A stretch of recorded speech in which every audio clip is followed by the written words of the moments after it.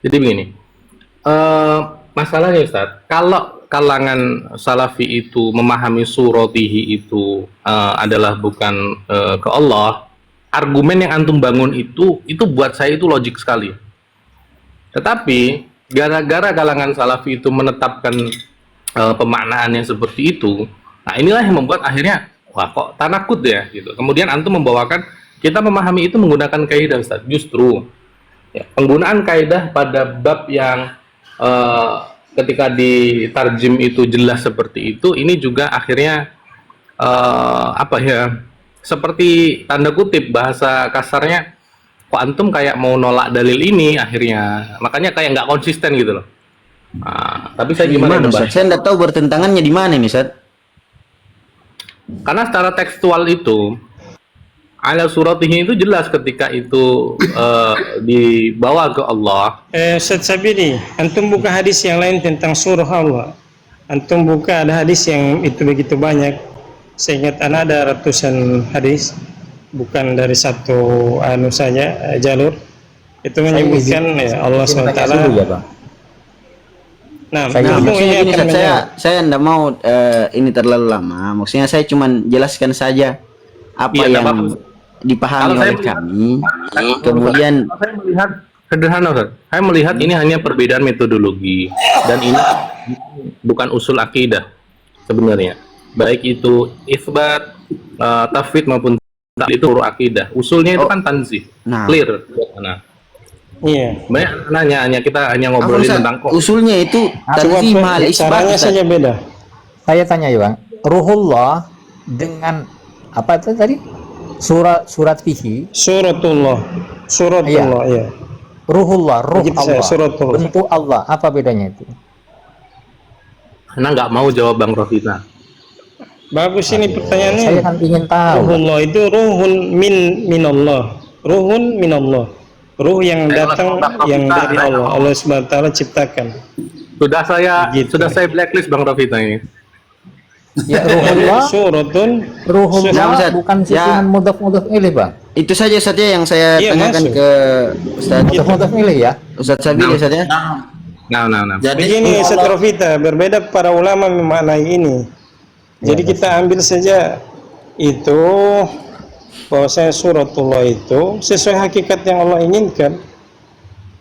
Nah, ini Ustaz, Kaifiahnya jadi Allah yang Mudhaf tahu. ilaih dulu, Bang. Saya iya, Ustaz, biar Pak. kayaknya kan kita sudah diskusi tadi toh.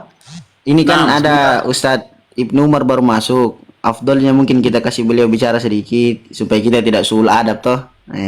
Fadal Ustaz. lanjut. Bang Sabilo boleh saya tanya sama Bang Sabilo? Ustadz Mufti belum bicara. Mufti Ustadz Oh, Ustadz Faiz. Mufti mana Ustadz? Oh, Ustadz Faiz.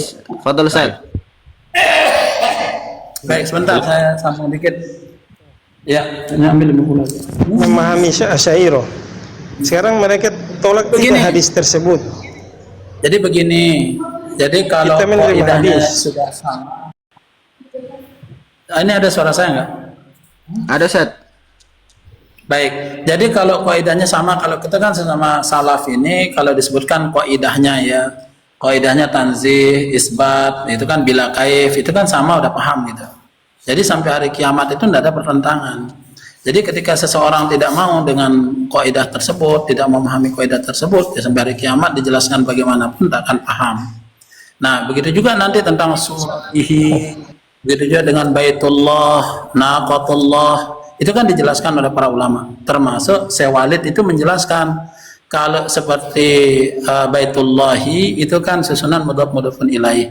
Kalau bait itu adalah termasuk ya kalimat baitun itu dia bukan sifat mausuf, jadi bukan mensifati Allah Subhanahu wa taala. Tapi ketika makhluknya itu disandarkan kepada Allah Subhanahu wa taala, seperti termasuk Rasulullah menunjukkan bahwa makhluk itu adalah mulia. Begitu juga dengan surati Adam ya, suratihi ya, itu artinya adalah bahwa Nabi Adam alaihissalam ini ketika disandarkan kepada Allah Subhanahu wa taala, bentuknya ya sebagai bentuk Allah gitu kan, suratihi ya kepada Allah, itu kemuliaan bagi Nabi Adam alaihissalam. Dia sama dengan naqatullah Rasulullah. Itu mudah untuk dipahami. Ya, itu mudah bagi kita untuk memahaminya. Tapi kalau Asy'ariyah kenapa dia sulit memahaminya? Karena dia beda yang dipakai tolak ukur. Bisnya beda. Ya, mobilnya beda. Ya, kita ke barat, dia ke timur. Ya. Termasuk dengan takwil. Takwil yang dia maksudkan oleh Asy'ariyah ya semua secara umum takwil. Kalau kita kan beda. Takwil kan diperinci, ada tafsir di mana al-bayan. Kemudian ada takwil seperti takwil mimpi. Kemudian ada takwil apa namanya? Takwil ahlul bid'ah ya, sarful lafzi an ma'na zahirihi. Kan itu kita. Nah, sama berarti kita kan memahami rububiyah, uluhiyah, al-asma wa sifat. Kalau rububiyah itu menjelaskan tentang sifat perbuatan Allah, ya. Tentang uluhiyah Allah yang disembah. Nah, kalau mereka enggak, pokok tauhid ya sama aja, mau rububiyah, uluhiyah, al-asma sama gitu, satu gitu. Rububiyah ya uluhiyah, uluhiyah ya rububiyah, al-asma wa sifat ya uluhiyah, al-asma wa sifat ya rububiyah gitu. Jadi memang enggak sama cara berpikirnya. Jadi ketika 100 kali kita jelaskan tentang takwil itu, di otaknya itu tidak mau dirubah. Karena saya juga dulu pernah seperti itu. Sampai guru saya di Ma'had Abdurrahman bin Auf itu, guru saya kan PKS semua gitu kan, dari ini Ikhwanul Muslimin. Sampai dia bilang gini sama saya, kamu kayak ngeyel kayak begini, saya laporkan ke Ustaz Salafimu. Sampai dia bilang begitu. Kenapa? Ya karena di otak saya ini tidak mau saya minggir dengan cara berpikir itu, tidak mau saya pakai cara berpikirnya Salafi itu, tidak mau. Maunya saya itu ya pakai cara berpikirnya apa namanya Aswaja yang muter-muter begitu. Gini Ustaz, saya ingin konfirmasi, apakah kalau di kalangan Salafi itu orang yang melakukan tafwid secara total, bukan tafwid kaifiyah, tafwid makna, itu disebut sebagai jahil, betul nggak? Itu takbirnya Syekhul Islam. Itu takbirnya Syekhul Islam. Gimana itu? Gimana? Coba dijelaskan ke saya. Kenapa Syekhul Islam mengatakan tafwid itu ahli tajhil? Karena seolah-olah Allah mengajarkan kepada kita lafaz-lafaz yang tidak ada maknanya gitu loh. Dan ayat sifat itu ratusan. Antum bayangkan saja ayat sifat yang begitu banyak, antum mengatakan ini annallahu yuhibbul muhsinin, Allah a'lam bimuradihi, ghadiballahu alaihim, Allah a'lam bimuradihi, yadullahu fawqa aydihim, Allah a'lam bimuradihi. Ratusan. Akhirnya apa? Antum mentajhilkan seolah-olah Rasulullah itu yang enggak tahu apa-apa, ngomong dengan lafaz yang enggak ada maknanya, mengajarkan kepada kepada orang sesuatu yang lafaz-lafaz seperti teka-teki, nggak ada maknanya gitu. Itulah kenapa itu kesimpulan Syekhul Islam. Kalau ayat sifat itu ditakwil, semua harus ditakwil. Tolong. Jadi gini, aneh minta tolong. Itu dia tidak paham. Misalnya alif lam mim ini, alif lam mim ini kan harful muqatta'ah, ini kan bukan ayat sifat. Dia samakan dengan ayat sifat. Jadi antara ayat sifat itu dengan ayat mutasyabihat itu dia samakan dia. Ayat mutasyabihat adalah ayat sifat. Ayat sifat adalah ayat mutasyabihat. Kaidahnya sama. Allahu a'lam bimuradihi. Enggak, sekarang kalau di kalangan Salafi, itu ayat mutasyabihat itu yang seperti apa coba? Kalau di kalangan antum, ayat mutasyabihat itu yang seperti apa? Coba bawakan ke Anda. Ya, antum lihat di sini ya tentang ayat mutasyabihat ya. Nah. Di Al-Imran ya. Ali Imran ayat berapa nih? Ayat ini, ayat 7 ya, ayat 7. Imran ayat 7, oke coba. Dialah Allah yang menurunkan kitab Al-Quran kepadamu wahai Muhammad. Di antaranya ada ayat-ayat yang muhkamat, yaitu artinya yang jelas ya, yang sudah jelas, yang petunjuknya jelas. Itulah pokok-pokok kitab Al-Quran, yang pondasinya yang menjadi tumpuan berbagai hukum, dan yang lain itu mutasyabihat.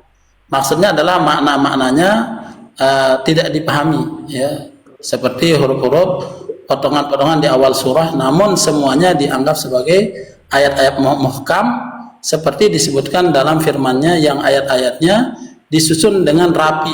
Artinya tidak ada kekurangan di dalamnya dan dianggap sebagai ayat-ayat mutasyabihat seperti disebutkan dalam firman Allah SWT yang serupa dengan ayat-ayat ya, yang artinya satu sama lain serupa dalam hal keindahan dan kebenaran.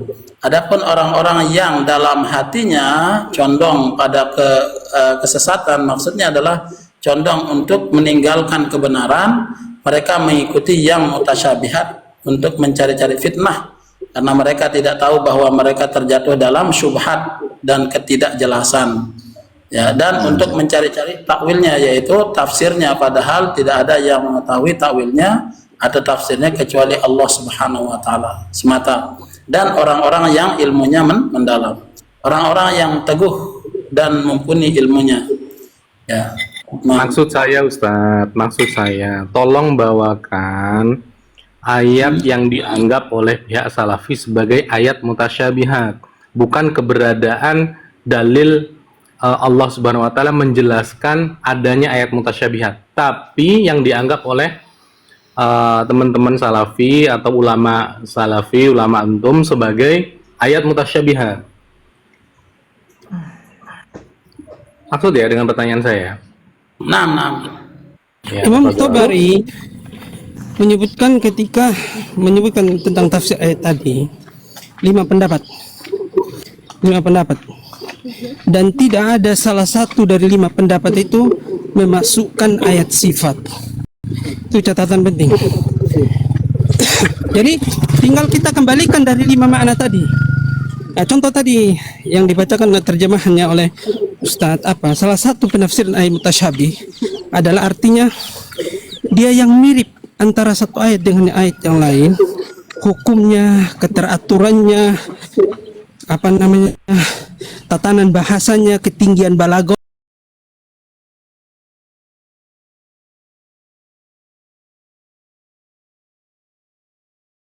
Yang kecil, komennya Tidak ada artinya ayat sifat. Nah. Antum sambil lari nih Ustaz, sambil ngos-ngosan ya. Contoh Ustaz, contoh ayatnya ini surat ayat berapa Ustaz? Gitu loh. Gini aja, coba cari ulama sezaman dengan Tabari atau sebelum Tabari yang menafsirkan ayat mutasyabih itu ayat sifat. Coba carikan. Bukan Ustaz, saya ini bukan sedang bukan sedang aneh-aneh. Saya ini mengikuti logika antum dan kawan-kawan. Kan antum mengimani adanya ayat muhkamat dan mutasyabihat. Saya cuma minta Ustaz tolong datangkan ayat yang dianggap sebagai ayat mutasyabihat versi salafiyun. Sederhana. Ini ayatnya bacakan ke anak. Itu anak cuma minta itu aja. Ini Ustaz, alif lam mim, alif lam ra, kaf ha ya ain shad. Ada lagi Ustaz yang selain Nanti ada gini. Dia sebenarnya ada 2 poin titik masalah. Di mana intinya wakaf tadi? Wakaf tadi di situ akan kita ketemu berhentinya wakaf. Bagi yang nanti ketika kita sudah paham wakafnya di mana, nanti baru bisa kita lanjutkan apa itu ayat mutasyabih, mulai dari penafsirannya Tabari. Bagi Ibnu Abbas nggak ada mutasyabih buat dia, kulluha muhkam, artinya wadih, kulluha wadih. Ibnu Abbas Ibnu Abbas mengatakan apa? Saya tahu di mana ayat itu turun kepada ayat itu, semua saya tahu. Sahih. Makanya tinggal kita bahas di mana berhentinya wakaf tadi. Artinya anak ingin gini, ketika kita berdebat, bergulat, jangan kita keluar dari pandangan-pandangan Tabari tadi. Begitu. Jadi kalau antum memasukkan ayat sifat, kita sudah keluar dari pendapatnya Tabari. Nah, itu loh. Sahih. Saya pernah baca juga itu Ustaz, yang kalau dari Ibnu Abbas itu huruful muqatta'ah itu diambil dari jadi gini Ustaz, huruf pertama sifat. Salah. sama nih Afan. Jadi gini, Anda ingin konfirmasi. Jadi salafiyun itu akhirnya mengikuti kaulnya Ibnu Abbas yang antum bawakan tadi, atau tetap mengimani seperti adanya mutasyabihat yang dibawakan oleh Ustadz Maning? Ini gimana? Malah Anda menangkap kayak kayak tanakut ini. Salafi posisinya di mana? Maksudnya gimana Ustaz? Tanakutnya di mana? Saya juga bingung. Ana bacakan tafsir ya At-Tabari. Ibnu Katsir. Nah, penjelasan tentang ayat-ayat mutasyabihat. Nah, Allah Subhanahu wa taala mengabarkan bahwa di dalam Al-Qur'an terdapat ayat-ayat dialah ummul kitab, yaitu keterangan dan dalil yang jelas dan tidak tersamar bagi siapapun. Selain itu di dalam Al-Qur'an juga ada ayat-ayat yang lain, yaitu ayat-ayat yang maknanya masih tersamar bagi mayoritas ataupun sebagian orang. Ayat mutasyabihat. Nah, barang siapa yang mengembalikan ayat-ayat yang masih samar itu kepada ayat-ayat yang jelas, serta menjadikan ayat-ayat yang muhkam jelas sebagai dasar bagi ayat-ayat yang mutasyabihat, maka berarti dia telah mendapatkan petunjuk. Dan barang siapa yang melakukan hal yang sebaliknya, maka dia menerima akibat yang sebaliknya pula. Nah, karena itulah Allah Subhanahu wa taala berfirman, hunna ummul kitab, itulah pokok-pokok isi Al-Qur'an, yakni pokok yang menjadi rujukan ketika mendapati kesamaan. Wa ukharu mutasyabihat, dan yang lain ayat-ayat mutasyabihat bisa jadi makna yang terkandung dalam ayat-ayat yang mutasyabihat ini sesuai dengan makna yang terkandung dalam ayat-ayat yang muhkam, dan bisa jadi mengandung makna lain jika dilihat dari segi lafaz dan susunannya, tetapi bukan dari segi maknanya. Ayat-ayat yang muhkam adalah seperti ayat-ayat yang menasakh, ya, ayat-ayat yang menasakh ayat-ayat yang lain, atau ayat-ayat yang berkenaan dengan masalah halal dan haram, masalah hudud, hukuman atau sanksi, kewajiban-kewajiban, serta perkara-perkara yang diperintahkan dan harus diamalkan. Dan ayat-ayat mutasyabihat, ayat-ayat yang dinasakh, dia didahulukan, diakhirkan, perumpamaan-perumpamaan, sumpah, dan apa yang harus diimani tetapi bukan berupa amal perbuatan. Ya, Muhammad bin Ishaq bin Yasar rahimahullah berkata, firman Allah, minhu ayatun muhkamat, di antara isinya ada ayat-ayat yang muhkamat, yakni di dalamnya berisi hujjah Allah, pedoman bagi para hamba, dan menolak bantahan yang batil. Ayat-ayat yang muhkam tidak mengalami perubahan yang menyimpang dari apa yang telah ditetapkan. Selanjutnya ia mengatakan ayat-ayat mutasyabihat berisikan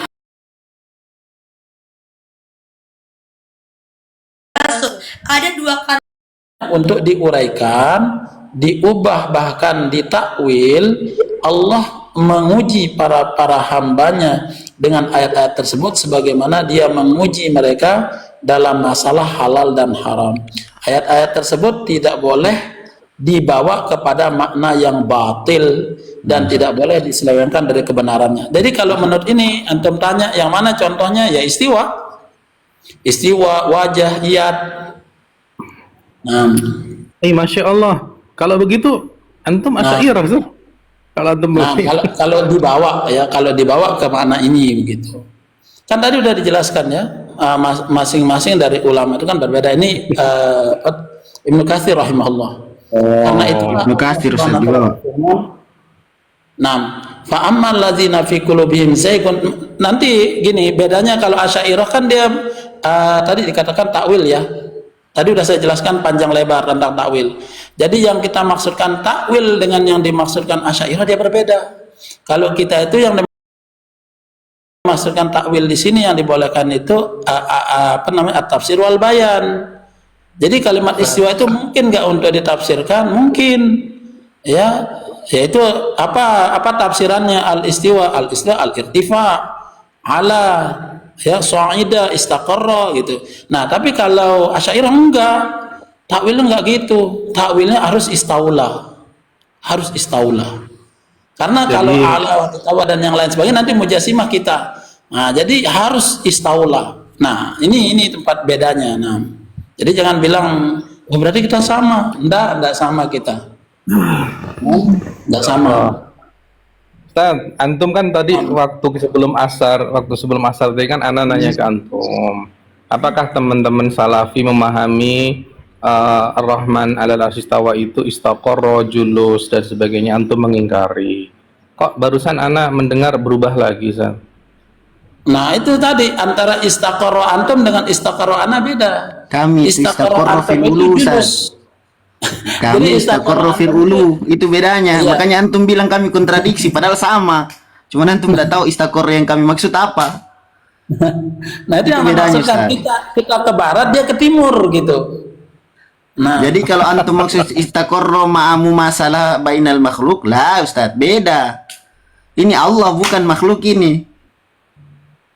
Nah, gitu. Jadi pola pikirnya yang beda, salah Ustaz. Maksudnya bukan salah dari antunya, bukan, tapi dalam memahami yang kami katakan mungkin karena beda kaidah di awal toh, jadi mungkin pemahamannya beda Ustaz, kurang lebih. nah, jadi kalau yang tadi yang ana jelaskan itu teman-teman aswaja itu yang dipocor, apa sih dipocor itu yang difokuskan begitu, pokoknya istaqarra julus, pokoknya istaqarra julus di tempat, julus di tempat, julus di tempat gitu.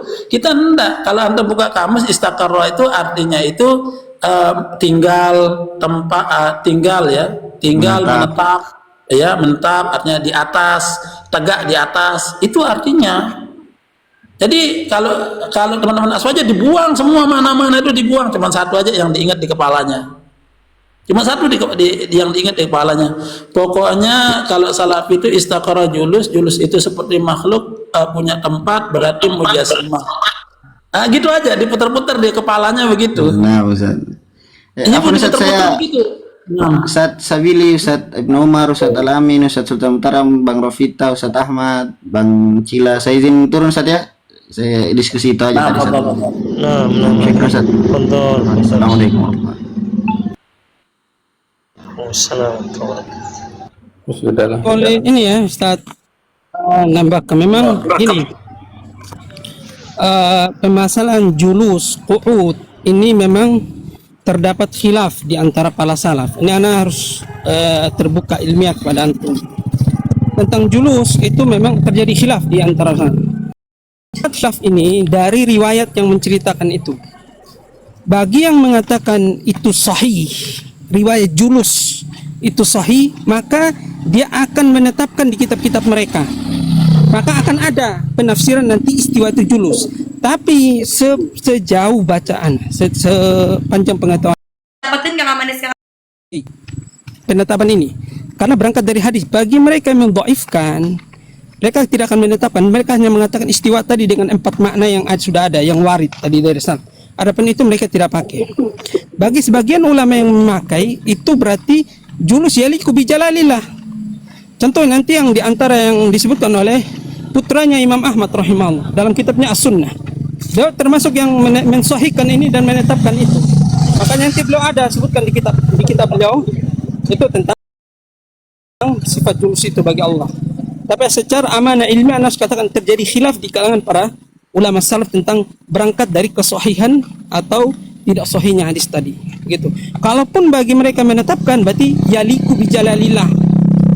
Ya, jadi gini loh, maksud saya gini Bang Ibnu Umar. Kita itu tidak ada masalah mau jalis, mau tidur, mau bersemayam, mau apa. Bagi kita itu nggak ada masalah. Kenapa? Karena yaliku bijalalihi. Karena kita itu kan yaliku bijalalihi, ya terserah apapun mau dimaknakan asal sesuai dengan bahasa Arab yang benar, yang jelas itu sesuai dengan keagungan Allah. Selesai kan? Kalau aswaja bukan. Jadi kalau dia kejar itu istaqarra itu ya duduk seperti makhluk. Jadi Syekh Utsaimin rahimahullah maupun salaf yang lainnya mengatakan bahwa di sana istaqarra itu julus seperti makhluk bertempat. Nah, itu yang kita bantah. Nah, bukan kita membantah bahwa makna istawa itu istaqarra, bukan. Karena saya sebutkan ya ada dari kalangan salaf yang mengatakan bahwa makna istawa itu istaqarra. Tapi wa aksarul mufassirin dalam Fathul Bari disebutkan, ya termasuk Ibnu Abbas radhiyallahu an, Imam Al-Baghawi menukilkan Abdullah Ibnu Abbas mentafsirkan istawa dengan irtafa'a wa aksarul mufassirin. Itu. Nah, yang dikritiki, yang saya kritiki tadi, di otaknya Asy'ariyah cuma satu. Istaqara itu julus, duduk di tempat seperti makhluk. Itu yang dipahami oleh Salafi, sehingga dikatakan Salafi itu mujassimah. Itu tidak mau dirubah, tidak mau dia memahami, oh ternyata yang dimaksudkan oleh Salafi itu istaqarra itu julus tapi yaliku bijalalihi ya. Nah, tidak begitu. Tidak begitu yang dia maksudkan oleh Aswaja. Misal taruhlah anak sekarang nih Aswaja. Jadi yang anak mau paksakan kepada antum semua, bahwa antum semua ini mengatakan makna istawa itu adalah istaqarra julus, bermakna julus seperti makhluk. Nah, kalau antum mengatakan oh enggak, anak itu makna istawa itu ala wartafa, enggak, pokoknya antum itu julus seperti makhluk, karena memang mau memaksakan. Nah, jadi bukan untuk jadi dibilang Bang Amin itu tafsirnya Mujahid ya Bang, ya Bang Alamin ya, yang di Abdullah bin Ahmad tadi bin Hambal.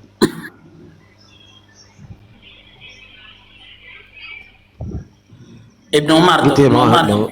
Nah, Ibnu Bang Umar. Alamin.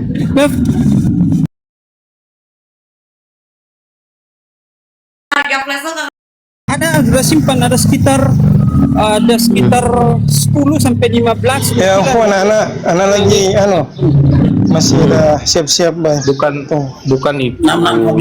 Yang penting itu kita mentanzih Allah. Berkaitan dengan pemahaman itu kan furu akidah. Kita sepakati itu toh. Nah, jadi tanzih kita pun berbeda. Kalau Asy'ariyah tanzihnya itu dengan akal. Kalau kita itu tanzihnya itu dengan Al-Qur'an dan Sunnah. Itu bedanya. Ya, maksud nanti menetapkan, kita menetapkan dengan Al-Quran dan Sunnah, Asy'ariyah menetapkan dengan akal. Nah, tentang bilang tidak pakai. Maksudnya antum ingin bilang bahwa orang memahami Quran dan Sunnah itu tidak boleh pakai akal, terus pakai apa? Nah, itu salah Bukan lagi. begitu Pak. Jika nas bertentangan dengan akal yang didahulukan, itu masalahnya. Kalau kita tidak, kalau akal kita bertentangan dengan nas, maka akal kita tundukkan, akal yang kita kedepankan, maka kita beranggapan akal kita yang tidak sampai pada itu, begitu Pak. Ya. Tapi kalau yang teman-teman itu, jika akal bertentangan dengan nas, maka akal memaksakan harus disesuaikan dengan akal, nas ini harus disesuaikan dengan akal. Gitu Pak, maksudnya Pak Sabili. Ya, mungkin nggak ayat Quran itu tanakut itu mungkin nggak? Tidak mungkin yang tanakut itu akal. Nah, Ya, akal yang salah tentunya. Jadi kan Contoh, udah saya dijelaskan kasih Pak. contoh Iya. iya. Saya kasih contoh. Iya. Maka Saya kasih akal kita yang belum sampai gitu loh. Silakan Ustaz. Nah, Ya, iya saya kasih makanya contoh. gini. Nggak Saya kasih contoh mungkin. langsung ini, contoh langsung. Jadi contoh langsung, kenapa Asy'ariyah itu mentakwil? Ya, kenapa tidak dia tetapkan sudah istiwa gitu kan? Kenapa ditakwil dengan istaula? Karena dia itu tidak sesuai dengan akalnya. Kalau saya tetapkan istiwa bagi Allah Subhanahu wa taala, nanti saya jadi mujassimah. Nanti orang-orang awam juga jadi mujassimah, dia pemikirannya mujassimah. Nah, oleh sebab itu harus saya takwilkan bagi orang-orang awam dengan istaula gitu. Itu menurut akalnya Asy'ariyah, bukan menurut akalnya salaf. Kalau salaf enggak, apa kata Quran? Ditanya misalnya, Mas Ahmad, apa kata Quran? Kata Quran istiwa. Ya sudah istiwa. Terus bahasa Arabnya apa? Istiwa itu. Bahasa Arabnya ala wartafa. Terus salafun salehnya gimana? Oh, sama dia memahami gitu juga. Ya sudah begitu sudah. Jadi apa adanya gitu. Jadi menetapkan apa adanya dalam Al-Qur'an. Nah, iya, tapi juga Tidak dibantah dengan logika. Tidak dibantah lagi dengan logikanya. Tapi gini loh, ndak ahsan juga menuduh kawan-kawan Asy'ariyah menentang dalil itu, ndak ahsan begitu. Ketika pemahamannya dalilnya berbeda, sampaikan saja berbeda. Itu kan, bukan tidak mengimani Quran itu. Seluruh Quran itu wajib diimani, tidak iman satu ayat pun kafir kan gitu. Gitu. Itu sebuah konsensus lah saya kira hal seperti itu. Artinya kita tidak